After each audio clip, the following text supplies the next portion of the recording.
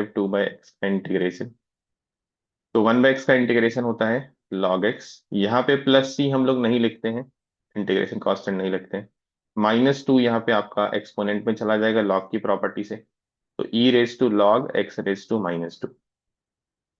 E and log are inverse function of each other, तो cancel हो जाएंगे और आपके पास आ जाएगा 1/x²। अब सॉल्यूशन क्या होता है इस डिफरेंशियल इक्वेशन का? इसका सॉल्यूशन होता है y into I F integrating factor is equal to integration of q into I F. ये इसका सॉल्यूशन होता है। तो आप इंटीग्रेटिंग फैक्टर की वैल्यू डाल दीजिए। What you got is 1/x²। q की वैल्यू क्या है? q is -1/x²। तो -1/x² इंटू 1/x²। तो ये हो गया आपका y/x² इज इक्वल टू, ये हो गया 1/x⁴, that means -x⁻⁴। x⁻n का इंटीग्रेशन होता है x⁻n+1/n+1, और प्लस सी यहाँ पे आपको लिखना चाहिए। तो you are getting y/x² is equal to 1/3x³ plus c, मतलब y की वैल्यू हो गई आपके पास 1/3x प्लस cx²।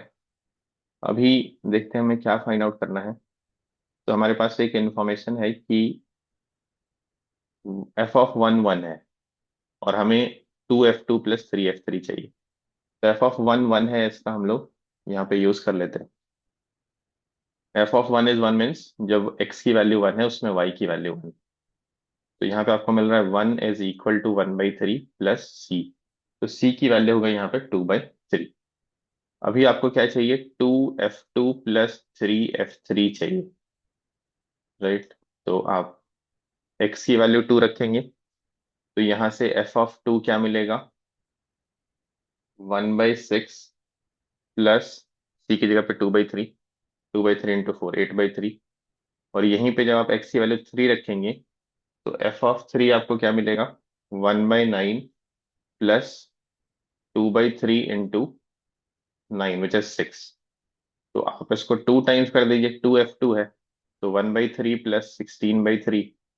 और थ्री एफ थ्री में आप क्या करेंगे, थ्री एफ थ्री में three times one by nine which is one by three plus eighty. तो ये कितना हो गया आपके पास, one plus sixteen plus one, eighteen by three which is six plus eighteen is twenty four. तो इसका आंसर हो गया twenty four. Yes, that is the correct answer. तो I hope it is clear to you.